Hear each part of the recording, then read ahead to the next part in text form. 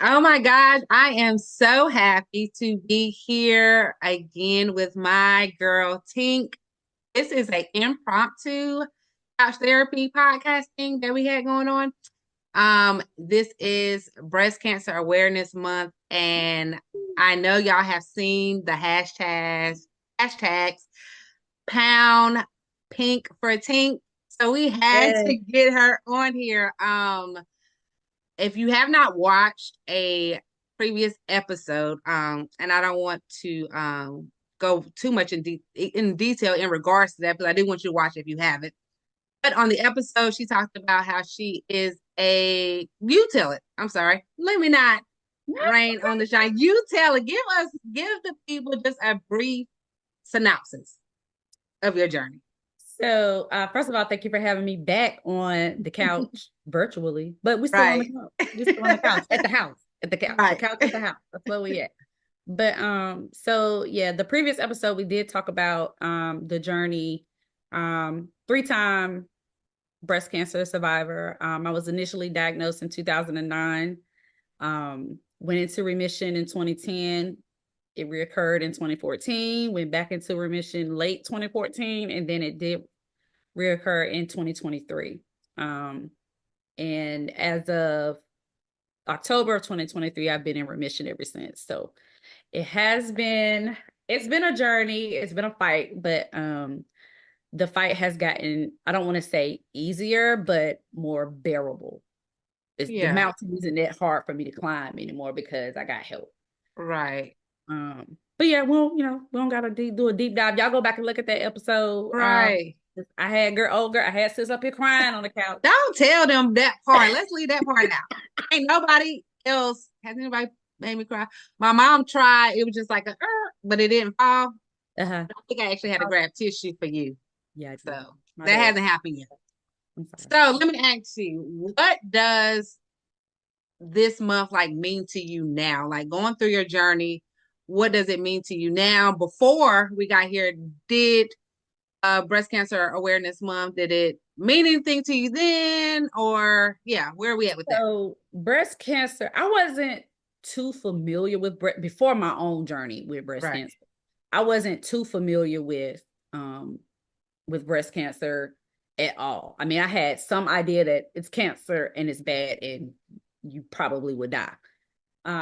But now that I've had, my own journey with it breast cancer awareness must mean so much more Right. because as we stated, like early detection um is so super important. And now the treatments that they have available, like if detected early, you can beat it, you can survive it. Right. So it's a lot more out there, not just for the treatment for the cancer itself, and not necessarily just chemo, radiation, or therapy, but they have other ways. You have your holistic treatments.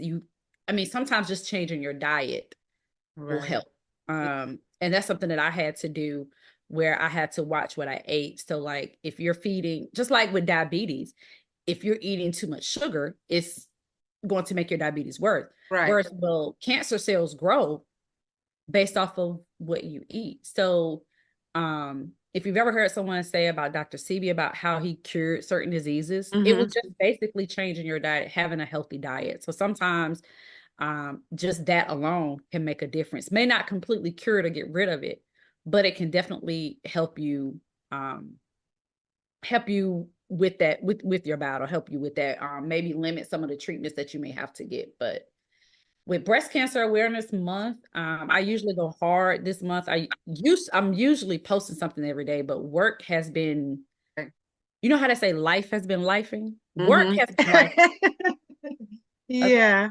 Like, and so I haven't really had the time to kind of post or talk about, because I usually post. This year is year 14. Okay. So I usually post, this year, this is how long I've been dealing with, I've been battling, went through it. Right. Right. Right. I try to talk about, how I went from my first diagnosis until now. But I haven't had the time. I gotta find the time. I'm gonna get it.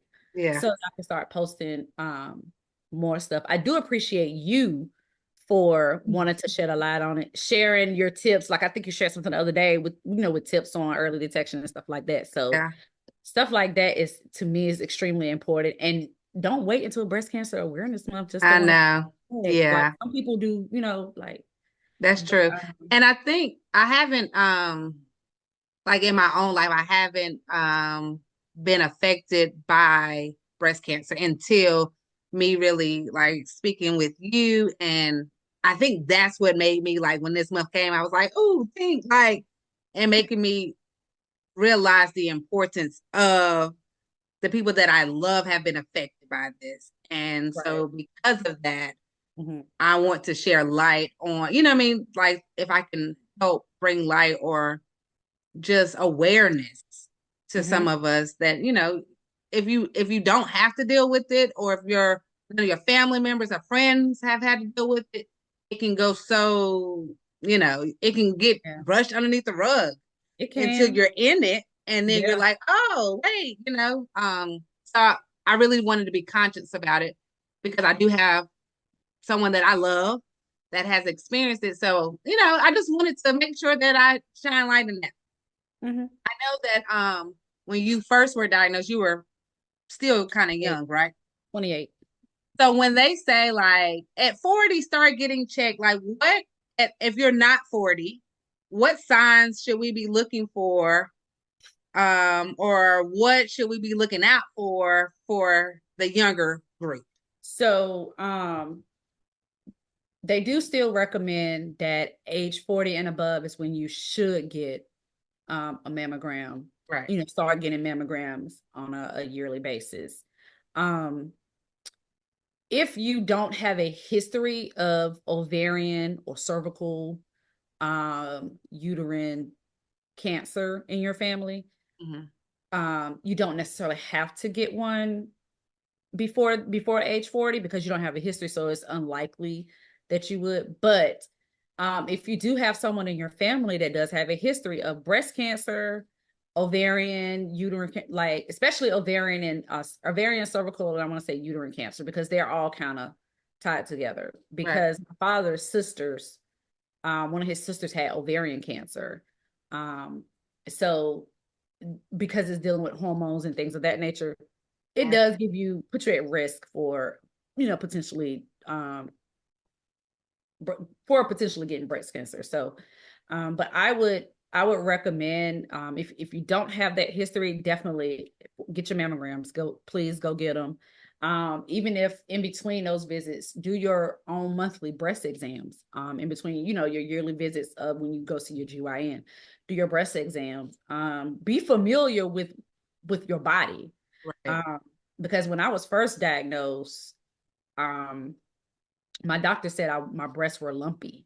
I didn't know what that felt like. I didn't know that. So I'm like, mean girl, like I didn't know what that felt like. But after my diagnosis, she would examine my breasts and she would show me what to look for. So, kind of know your body and ask questions. When you go to your doctor visits, when you're having those, getting your mammogram, you're getting your annual checkups, ask questions.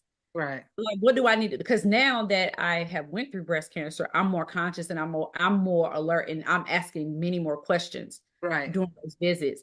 So after my initial diagnosis, I asked, how do I know when my breasts are lumpy? I didn't go to medical school, Right. so I didn't automatically know that. Right. Yeah. So I asked, I mean, to me, I'm top heavy. So I'm gonna be like, it's a lot of lump here, sis. I don't know what you want me to do with it.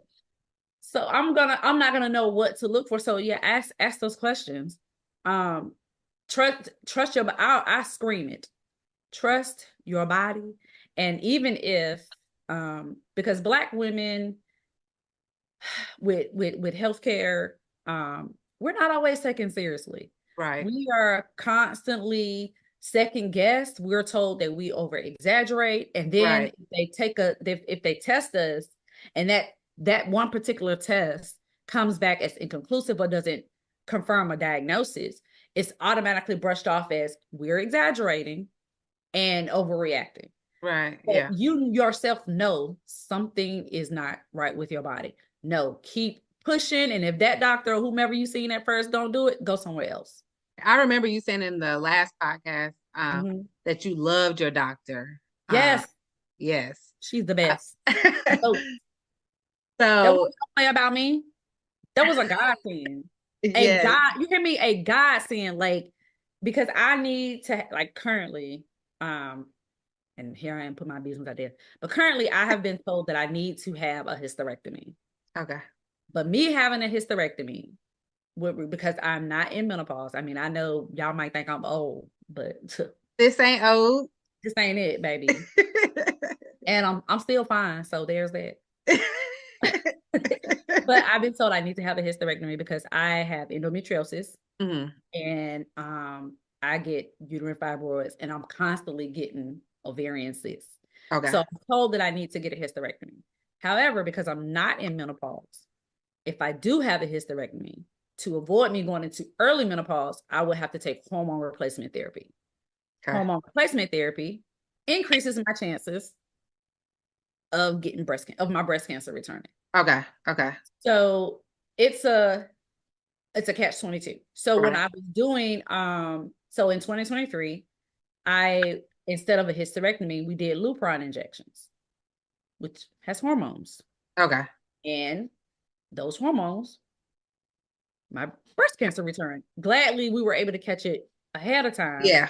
But when my cancer came back at that time around, my oncologist was like, we got to find another treatment for the endometriosis. We're Hmm. gonna go back to this birth control, which would stop my cycles. So that helped some. Right. But you know, my GYN was saying, hey, we can do the hysterectomy. And my oncologist, no, because we did Lupron injections and cancer came back. So Right. once we Gotcha. do these hormone replacements, we not. So when I say that woman don't play about me, Yeah. shut down. She said, nope.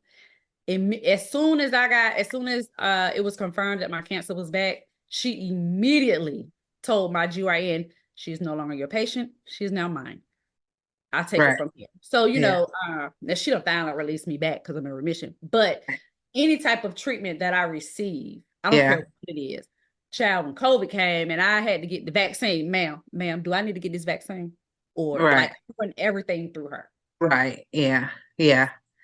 Was she automatically your doctor, or did you like go through different doctors and you were like, okay, this is it, or No, so when I moved here, I was being seen in Chapel Hill. Mhm. Um, that's where I started getting treatment. I was even going there getting my mammograms. I would go to Okay. Chapel Hill. But I mean I could have continued to go, but I was like, let me try to find somebody closer. So I started going to Wake Forest Baptist, which is now Atrium Health. So Right. that's where I go now. Okay. And Okay. my doctor in Chapel Hill recommended me to her, Awesome. baby. Bless, That's bless. awesome. Um, because of what you've experienced, do you feel like you are on high alert in regards to your body in whole? Like everything, you're kind of Absolutely. like, yeah. And then with you having daughters, do you feel like you're more vocal to them about make sure you're paying attention to your body, just making sure that you're Yep. educating them as well? Yes, I do. They've already had the BRCA Hmm. testing. Right, right. See if they have the gene. Yeah, Thankfully, they don't. yeah. Can you Uh, go into detail in regards to what that is? so the BRCA testing, it's a genetic test, basically. They're basically testing to see if you have the breast cancer gene, which with that, you have an 85 to 90% chance of developing breast cancer with that gene, Okay. which is what I have. Right. So it's best to get it as soon as you can, especially if you do know someone in your family, not just with a history of breast cancer, but it definitely if they have the gene, because sometimes it's just genetics Okay. Yeah. at times, and not it's not always environmental. It can be just genetics. All right. Um, so I did get them tested. They do not have it. So I am grateful for that. But Right. I got the BRCA testing. I want to say when it was first when I was first diagnosed, and they wanted to see if I did have the gene because that Right. would from my understanding it would determine the treatment. Okay. Okay. Um, okay. I got some questions for you, sis. Ask away, boo. For the ones who are going through breast cancer, and Mm. even like for the family members, like what would you tell them, like for the ones, let's start with the ones that's going through it. Like what if you Mm. can go back and talk to Tink that was going through it, what would you tell her? And I'm talking about first time getting diagnosed, what would you tell her? But I would tell Tink, who was first diagnosed at 28, I would tell her to pray and seek God because she did not have him then. Well, I take that back. She had him. No, Right. she didn't. He had me, Right. Gotcha. and I didn't know it. Yeah. That's what it was. I would tell her to go seek him, trust him, and trust only him. Don't listen to what nobody else have to say. Don't worry about what that man was doing at that time. I was focused on everything else but me and Right. what I was having to deal with. So 28-year-old Tink that first got diagnosed and was thinking, okay, so I'm gonna die. Right. I would tell her, yeah, pray and seek God and trust him and Yeah. on nobody else. Yeah. That's what I would tell her. Um, as far now that is the first thing I would say. Then I would go ahead on and tell her to ask more questions. I didn't ask enough questions. I completely trusted my healthcare providers. I Right. completely trusted the doctors, the nurses. I didn't ask enough questions Yeah. about treatment, about anything. And honestly, when I went to see someone for a second opinion, which is when I went to the Cancer Centers of America, that is when I learned a whole lot more. So, and then I began to ask more questions. The thing is, with them, I didn't really have to ask that many questions. A lot of stuff they just told me. Baby. Yeah. Yeah. They just told me. But yeah, I would definitely tell me 28-year-old me first diagnosed, seek God, trust God, and only trust him and rely on him. And the second thing I would tell her is to ask questions. Don't be afraid to ask questions, even if you think it's a stupid question. Yeah. Yeah. And then but you gotta think like you were young then. And at that, I think I look back at my 20s, you're learning your voice. You're learning that you can ask questions. You're learning that I'm no longer a kid. I'm an adult. Like I Right, have right. the space Yeah. to say those things. And that in itself can be, difficult to maneuver. Mhm. So what would you say to a family member that is dealing with it? Honestly, I mean, the patient themselves, we feel like it's hard on us because it is. Right. But it is just as hard on Yeah. family members to provide that support. Right. I've seen friends deal with their loved ones, their spouses that have went through cancer and lost, them to cancer, and they didn't understand it when when they were getting to the end Yeah. and that they Yeah. were just tired. And when no one understands, when they say, look, I'm tired. I don't want to fight. I don't want to do this no more. I don't want no more treatment. I I just want to rest. Right. Um, some family members will take that as them as you know, them being Hmm. selfish. Hmm. And it's not. We tired. Yeah. We Yeah. we are legitimately tired. Like it is.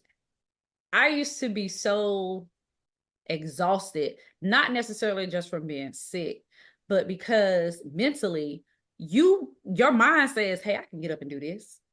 Yeah. But maybe your body come be like, child, bye, sit down, go to Yeah. bed. Yeah. So, that's hard. That Yeah. is hard. So to a family member, I would say listen, not listen to understand and Right. listen to help. Don't listen to respond. Yeah. Yeah. And um listen, if you want to be there for them, absolutely be there for them, but be there for them in a capacity that they allow you to be. Sometimes we don't want to be bothered. Simple. Yeah. We appreciate the texts, the phone calls, the messages, Me personally, don't call me. Yeah. Text me. You Right. know, and sometimes some will say that that's, why are you being selfish? It's not selfish. I promise you it ain't. We legit be exhausted and we just want to deal with it. Right. Um, so sometimes, family members don't necessarily understand that part of it. And they're thinking, well, she don't want my help, so I ain't gonna, okay, that's fine too. Somebody like me, oh, that works for me. But Right. sometimes try to listen and then do practical things. Like some people really be thinking that, oh, well, she gotta pay for chemo treatment, so she gonna want some money. They gonna send money. No, I don't need you to send my money. Now, did chemo treatment wipe out my bank account? Absolutely. Did the medications I had to take for it? Yeah. Yeah. Chemo is 7 grand a pop. 7 grand a pop. With insurance, and if you got a high deductible, like me, you got to meet that deductible before that. That's still about 25, $3,000. I got Right. kids in college. I ain't got a comment. I got a Yeah. comment. So, we don't, I'm not asking for money, but like if send like somebody I had one of my best friends, she would send me come and get me and take me to eat just to get me Okay. out. You know what I'm saying? Like little stuff like that. Like Right. sometimes allowing us to still feel normal. Right. Yeah. That Yeah. that helps. I say, you don't have to call all the time, but if you want to come and visit and just sit with them, because a Right. lot of times I didn't have the energy to get up and go nowhere. Yeah. But I did appreciate when I would get someone would come and visit and just sit with me. Yeah. Because Yeah. Antonio and Bree, they had an AAU tournament and it was in Wilmington at the beach. And I was devastated because I wanted to go. Yeah. I know you're missing your baby now. Keep going. It started. But she had a basketball tournament at the beach. And I wanted to go, but energy wise, I couldn't go. So I stayed home. And my bestie, Jill Will, hey girl, she came and was with her between her and the girls. They was rotating Good. Yeah. to be here. So, stuff like that. Good. It helps a Your lot. support system, do you know of any like communities or support system that people can, I guess, get involved with? Uh, what do I know? Um, that's a very good question. And if not, we can tag it in later. If not, I'm Yeah. it. Of course you have the American Cancer Society, you have the Susan G. Komen one too. They're different ones. Usually in Greensboro, different churches have um different events. I think at Word of Life I have to be next Saturday, I have to be at there for something they have, and I think for breast cancer. I forgot all the details, but I got a phone call that said they wanted me there, so I'm going. Yeah. Yeah, because your mama told Dina to call you. I said, Tink. So that's me. My bad. Oh, so you. Well, it was one of y'all. I knew it was one of y'all. It was either you or your mama. Either way, I wasn't gonna say no. Regardless, I wasn't gonna say no. But and also like certain restaurants have, I know at Texas Roadhouse this month, if you do go there and eat, you can add a donation to the total of your meal. That goes, I want to say that goes to the American Cancer Society for Breast Cancer Research Okay. or the Susan G. Komen, but like different places do that.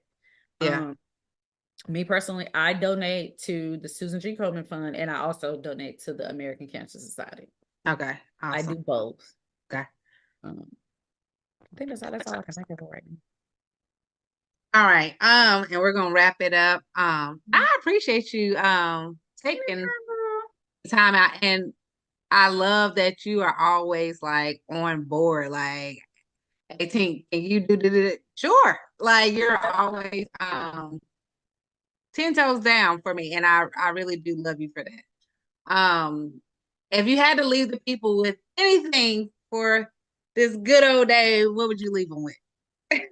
So look, I do have some statistics that I always try to look at each year. Um, so this was in 2022. Okay. Um, 287,850 new breast cancer diagnosis was anticipated at the beginning of 2023, um, which accounts for nearly 1/3 of all cancer cases in women. So there are more breast cancer cases in women than any other cancer. Um, about 1 in 8 women will get breast cancer once in their lifetime. That's how it's like much more common. And that's just for the females. Males being diagnosed with breast cancer is something that is becoming more common over the years. Um, Now, I will say, in the United States, breast cancer is the second most common form of cancer in women after skin cancer. So it is much more common now. And I always try to get these things just to bring light to it, like to give a better perspective. Right. And this one here, approximately 12,000 women age 40 and younger, emphasis on 40 and younger, are diagnosed with breast cancer every single year. Mm. So the notion of breast cancer is for women 45 to 50 years or older, Right. no more. I've known way too many people Yes. that have died from cancer that were younger than 50. Yes.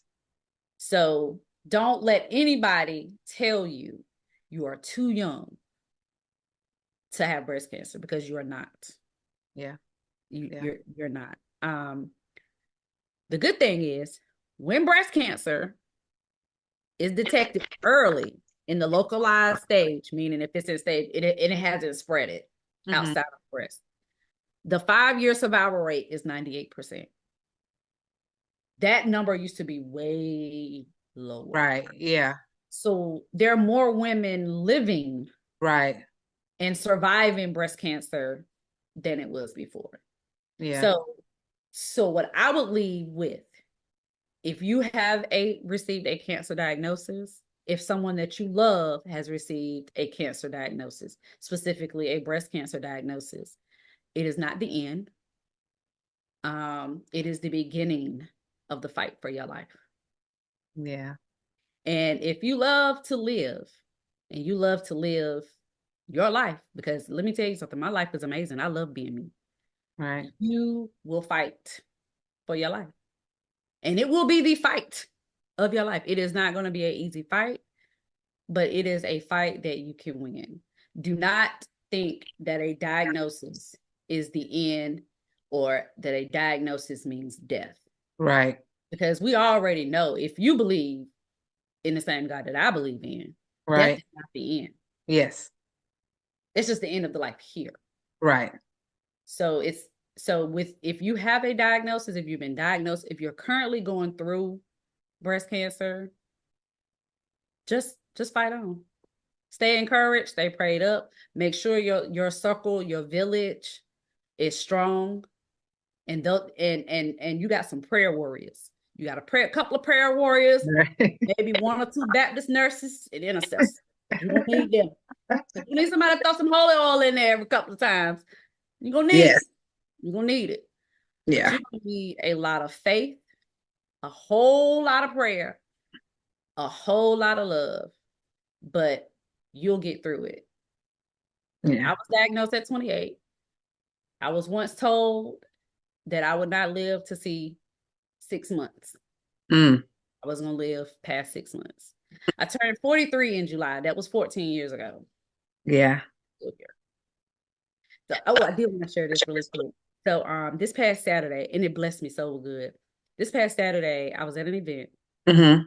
and they honored this woman who had just recently found out she had been going through breast cancer, and I might cry this time because it really blessed me. She just in August, I think she was told that her breast cancer was in remission. She just finished chemo August of this year, and she found out that her cancer was in remission. And that she shared her story, or her friend shared her story, and then she went up and accepted this award. She was honored at this event, and I just said to her, I said, "Hey, the beautiful lady in the pink, you know, keep fighting. I understand your fight. I said, I'm a 3-time breast cancer survivor. I said, and it's like the end is better. It gets better. And it ain't Right. always be this hard. Right. And that's all I said. I had only talked to her for 5 minutes. 5 minutes. And in that 5 minutes, she told me that I did so much for her in that 5 minutes because she was afraid. Um, because she didn't know. She was just afraid. She was always sick. And you could tell she had just finished a round of chemo because her hair was just starting to grow back. Yeah. Yeah. So so that really, really, really, really, really touched me that in that someone, just me saying I was a 3-time, she didn't even know my whole story other than I'm a Right. 3-time breast cancer survivor. I did tell her when I was diagnosed, but I told her like I was at 14 years ago and I was told then that I wasn't going to be here, and here I am. Right. So yeah, if you're going through it, stay encouraged. Um Stay prayed up, and again, I can't stress enough, keep people around you, excuse me, keep people around you that are going to pray for you and with you Right. Yes. to help you get through that, because your village matters. Right. Going through that interaction with the young lady, did it make you feel like, gosh, this journey was not for nothing? Like, even if Yes. I give her hope, like, you know what I mean? Like, this wasn't for Mhm. nothing. Like, what if this entire, like, what if you saved her life? Like, what if she got to a place that you didn't do that and she felt like giving up? But Right. that fight Right. will hopefully replay in her mind when she gets tired. Tight. Right. Like that. You know how you would talk to somebody and you can tell when something, like you could tell like a weight has been lifted. Right. Yeah. She looked relieved. I Right. can see it in her face. Like she hugged me so tight Yeah. as if she didn't want to let me go in that moment. Like that blessed me so much. And I can't even stress. Like it does make me want to share it more, Yeah. and share it with more people for moments like that. Like if that's what I know is, if everything I went through was just for that, I'm okay with that. Yeah. Then Yeah. that might have been why that could have been. We always say that God takes us through stuff and we don't know why. You like, Right. now Lord, why? Now you could, had you asked me, I probably would have told you. But sometimes he takes us through stuff and we're like, why am I still dealing with this? Yeah. Only for years later for you to see that's why. Yeah. So Yeah. that could have been. And if it was, I'm okay with it.